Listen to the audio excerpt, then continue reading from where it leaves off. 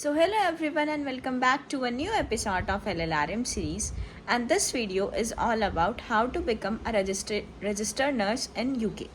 So as you all know कि India में जो रजिस्टर्ड नर्स होती है उसकी सैलरी इतनी नहीं होती है, बट यूके में या फॉरेन कंट्रीज़ में नर्सेज की सैलरी बहुत ज़्यादा होती है. इवन वहाँ पे जो एक वैल्यू होती है या फिर जो एक रिस्पेक्ट होती है ऑफ जॉब वो बहुत ज़्यादा इन कंपैरिजन टू इंडिया. सो आज मैं उसी के बारे में बात करने वाली हूँ कि आप यूके में रजिस्टर्ड नर्स कैसे बन सकते हो. सबसे पहले अगर मैं पैसों की बात करूँ तो यूके में रजिस्टर्ड नर्स बनने के लिए इतने ज़्यादा पैसे नहीं चाहिए. मोस्टली आपको 1 लाख रुपीज़ के अराउंड चाहिए और वो भी आपके रिफ़ंड हो जाते हैं. सेकेंडली मैं बात करूँ जो यूके की जो हेल्थ सर्विस डिपार्टमेंट है उसको NHS बोलते हैं, नेशनल हेल्थ सर्विस. ठीक है. और जो वहाँ की जो रजिस्टर काउंसिल है, जैसे हमारे यहाँ पे SNC होती है, स्टेट नर्सिंग काउंसिल, वहाँ पे है NMC, nurse and midwifery council. अगर मैं क्वालिफ़िकेशन की बात करूँ तो क्वालिफ़िकेशन में अगर आपके पास कोई डिप्लोमा है लाइक GNM, या फिर आपके पास कोई डिग्री है लाइक BSc नर्सिंग, या फिर आपने पोस्ट ग्रेजुएशन भी कर रखी है MSc, तो आप एबल हो या फिर आप क्वालिफाइड हो UK जाने के लिए. उसके बाद आपके पास 6 महीने का एक्सपीरियंस होना चाहिए किसी भी अच्छे हॉस्पिटल से, या फिर आप फ्रेशर भी हो सकते हो, बट अगर 6 महीने का एक्सपीरियंस है वो ज़्यादा बेटर है. उसके बाद आप खुद से अप्लाई कर सकते हो वहाँ पे जाने के लिए, या फिर आप मतलब किसी एजेंसी के थ्रू भी अप्लाई कर सकते हो, बस कोई स्कैम ना हो. ठीक है. तो सबसे पहले आपको इंग्लिश लैंग्वेज टेस्ट देना होगा, क्योंकि UK is a English country, तो आपको इंग्लिश का लैंग्वेज टेस्ट देना ज़रूरी है वहाँ पे. चाहे तो आप IELTS दे लो या फिर आप OET दे लो, वो आपकी चॉइस है. जो OET होता है वो आपका ईजी पड़ता है, और वो मतलब प्रोफेशनल एग्ज़ाम होता है. जो प्रोफेशनल हेल्थ केयर वर्कर्स होते हैं जो वहाँ पे जाते हैं, OET उनके लिए ही होता है. तो OET is much better and easy also in comparison to IELTS. तो ओवरऑल आपको 7 बैंड्स चाहिए होते हैं UK जाने के लिए. अगर आपके पास 7 बैंड्स हैं तो आप UK जाने के लिए एलिजिबल हो. अब हम इंग्लिश टेस्ट की बात करें, इंग्लिश लैंग्वेज टेस्ट की. तो इंग्लिश लैंग्वेज टेस्ट में आपके 4 मॉड्यूल्स होते हैं. आपका होता है reading, speaking, listening and writing. ठीक है. तो जो आपकी रीडिंग, स्पीकिंग और लिसनिंग है उसमें आपको B ग्रेड आना ज़रूरी है. आपका B ग्रेड होना चाहिए. और जो आपकी राइटिंग स्किल्स हैं उसमें आपको C+ ग्रेड चलेगा. मतलब जो रीडिंग है, स्पीकिंग है, लिसनिंग है, उसमें आपको 7 बैंड्स चाहिए या 7 वो चाहिए. और जो आपकी इंग्लिश राइटिंग है उसमें आपको थोड़ा सा कम है, 6.5. अगर आपका इंग्लिश टेस्ट इस लेवल पे क्लियर हो जाता है तो आप UK जा सकते हो. उसके बाद हम बात करते हैं NMC के रजिस्ट्रेशन की, नेशनल नर्स मिडवाइफरी काउंसिल. उसका रजिस्ट्रेशन जैसे आप इंडिया में अपना रजिस्ट्रेशन करवाते हो अपनी ग्रेजुएशन या डिप्लोमा होने के बाद, जो आपको रजिस्ट्रेशन मेमो मिलता है ऑफ रजिस्टर्ड नर्स, ऐसे ही आपको वहाँ पे भी रजिस्ट्रेशन करवा सकता है. तभी आप वहाँ पे एक प्रॉपर हेल्थ केयर प्रोफेशनल बन सकते हो, आप एक रजिस्ट्रेशन नर्स बन सकते हो और आप अपनी प्रैक्टिस कर सकते हो. अब हम इसकी बात करते हैं NMC के रजिस्ट्रेशन की. तो वहाँ पे क्या है, 2 रजिस्ट्रेशन होता है. और जो वहाँ पे चलो पहले मैं रजिस्ट्रेशन की बात कर लेती हूँ. तो वहाँ पे 2 रजिस्ट्रेशन होता है. सबसे पहले आपका जो पहला रजिस्ट्रेशन होगा वो होगा आपका IELTS या OET क्रैक करने के बाद, जब आपके 7 बैंड्स या जो भी आपका क्लियर हो चुका है. उसके बाद आपका पहला रजिस्ट्रेशन होगा जिसकी फ़ीस होगी 16,000 रुपीज़. 16,000 उसकी फ़ीस होगी. उसमें आपके डॉक्यूमेंट्स, आपका एक्सपीरियंस का सर्टिफिकेट, आपकी डिग्री, ये लगेंगी. ठीक है. आप NMC जो वेबसाइट है उससे अपना नॉर्मल वहाँ पे रजिस्ट्रेशन का ऑप्शन आता है, वहाँ पे आप अपना रजिस्ट्रेशन करोगे. वहाँ से आपको एक मेल आएगा. जो मेल आएगा वो आपकी जो स्टेट नर्सिंग काउंसिल होगी, मतलब जहाँ पे आपका स्टेट में रजिस्ट्रेशन हो रखा होगा. सपोज़ मैं UP से मैंने अपनी ग्रेजुएशन की है, तो मेरा लखनऊ से रजिस्ट्रेशन है. तो वहाँ पे जो SNC है, मतलब स्टेट नर्सिंग काउंसिल है UP की, मतलब लखनऊ, वहाँ से वो वेरीफाई करेंगे. वो वेरीफाई करने के लेते हैं 3500. उसके बाद वो आपके कॉलेज का रेफरेंस भी ले सकते हैं, आपकी यूनिवर्सिटी का रेफरेंस ले सकते हो, जौन सी यूनिवर्सिटी से आप पढ़े हुए, जिस कॉलेज से आप पढ़े हो, आपका एक्सपीरियंस देख सकते हैं. उसमें ओवरऑल 14 दिन लगता है. उसके बाद जो एजेंसी होगी वो आपका इंटरव्यू कंडक्ट कराएगी, जो भी ट्रस्ट हॉस्पिटल होगा उसके साथ.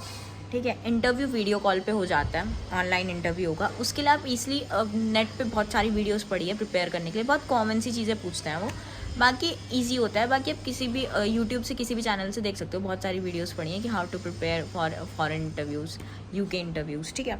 उसके बाद सेकंड होता है आपका CBT का एक test, computer based test CBT होता है, जिसमें MCQs आते हैं. और वो मतलब आपको बहुत सारी ऑनलाइन बुक्स मिल जाएंगी, या जो एजेंसी जिसके थ्रू आप वर्क कर रहे हो, मतलब जो आपका काम करा रही है, आप उससे भी मतलब कनेक्ट कर सकते हो। वो भी आपको बता देंगे कि किस तरह उस CBT के लिए प्रिपेयर करना है। बाकी ऑनलाइन में आपको बहुत सारी बुक्स या चीज़ें मिल जाएंगी पढ़ने के लिए।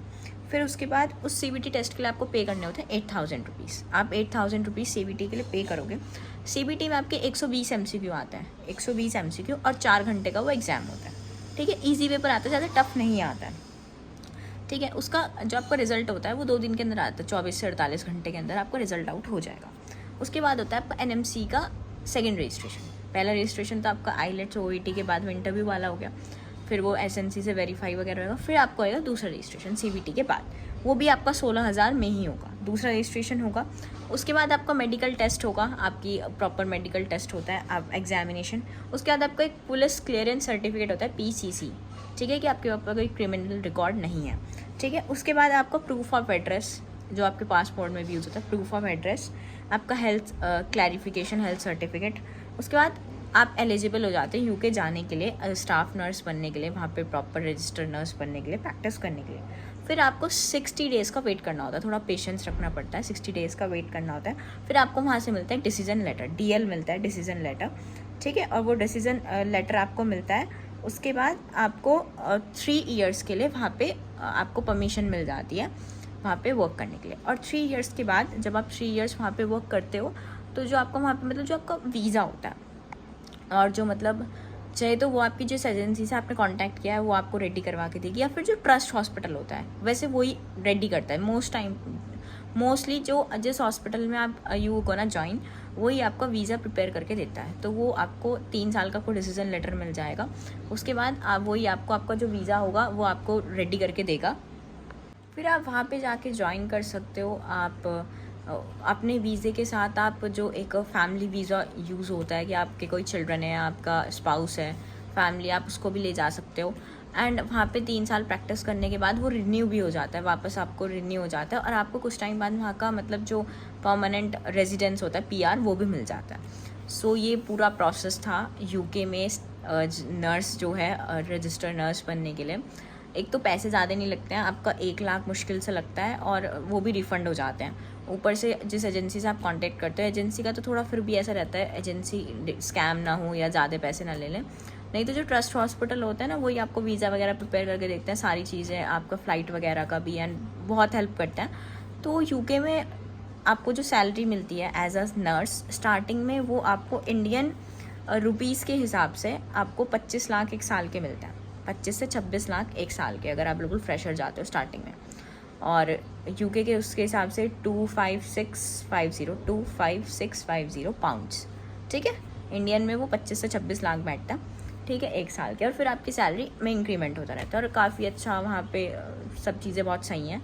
बस आपको UK जाने के लिए पैसे तो इतने ज़्यादा नहीं लगते हैं, और मतलब ज़्यादा पैसे भी नहीं लगते हैं, और आपको काफ़ी एजेंसी या फिर आपको ट्रस्ट हॉस्पिटल की साइड से बहुत सारे रिकमेंडेशंस मिल जाती हैं। बट आपको इंग्लिश आपकी अच्छी होनी चाहिए, ताकि आप इजीली OET या IELTS क्रैक करते हो, क्योंकि जो CBT होता है या इंटरव्यू होता है वो बहुत बेसिक होता है। तो अगर किसी ने मतलब अच्छे से नर्सिंग पढ़ी है तो कोई भी कर देगा, इतना कुछ टफ नहीं होता, उसमें थोड़ा बहुत प्रिपेयर करोगे। बट IELTS या OET आपकी इंग्लिश अच्छी होनी चाहिए, क्योंकि वो इंग्लिश कंट्री है, तभी आप वहाँ पे कामयाब हो। और सैलरी मैंने आपको बता दी है। So this is all about how to be a register practitioner in UK when you have to go from India. So thanks for watching the video. Do subscribe my channel and follow for more.